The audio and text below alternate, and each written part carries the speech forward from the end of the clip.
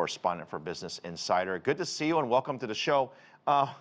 That's a very interesting stat, and perhaps it shows the level of skepticism some Americans might have to AI. But why is it some people trust AI so much and others don't?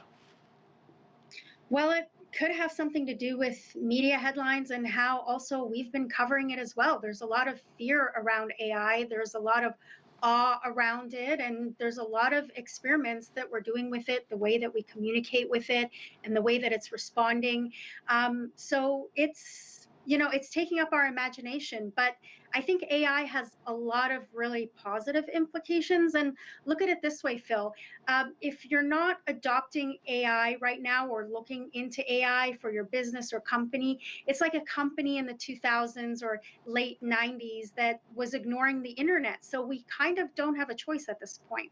So there's going to be a bit of sort of FOMO for all these corporate companies. They feel like they have to be a part of it, whether they like it or not. Now, having done a little bit of research on this, almost every single company today can claim they use AI in one way or another, either directly or indirectly.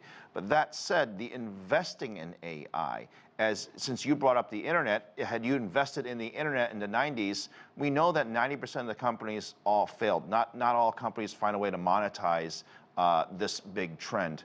What are investors doing today to make sure that they don't fall on the same path? Because every major company says, yeah, we implement or make some sort of AI. Well, what's a little bit different about AI investing versus, let's say, the internet, is that many of the major companies that have already been around, the big tech firms like Microsoft and Google, are the ones that are developing aspects of AI.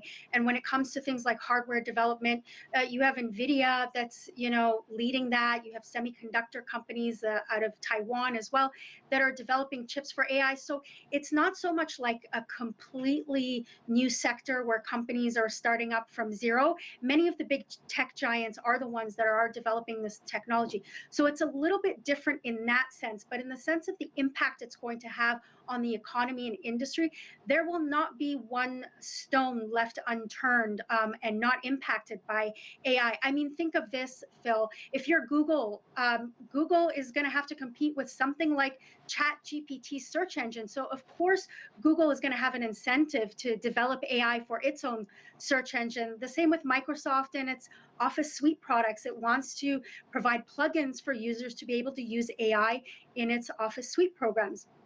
But even something like a video game, right? Imagine playing a video game that has a non-player character that just moves around like a robot and hits the wall versus a video game that has a sapient character that you're interacting with that has a personality. If you're a video game company, you're going to have to develop this. Yeah, it is fascinating, the world that we're going into. There's so many unknowns. Now, I can't ignore the fact that the U.S. and China are sort of taking slightly different paths towards investing in AI. It's both scary, it's controversial, but it's also an economic opportunity, right? Yeah, well, I mean, in China, for the most part, AI development is going a lot into the public sector management, such as transportation, security, biometrics.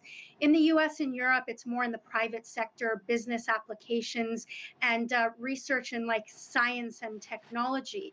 But at the same time, it is sort of like the security dilemma, which in the arms race, it's like, well, we have this, let's say, dangerous technology, like, for example, nuclear weapons, we should stop developing it.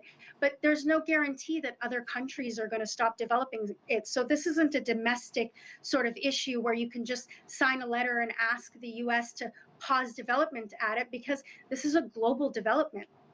I know you speak to, or at least read the same headlines that we do when it comes to people like Elon Musk and other leaders warning about the dangers. In fact, they're actually asking Congress to almost stop development of AI, which is, I've never heard this before, and I'm curious to your thoughts on this.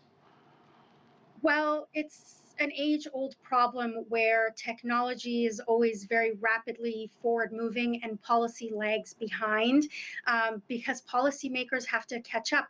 They're barely catching up with the crypto market that rallied in 2021 and 2022 and crashed, and now they're sort of racing behind trying to figure it out.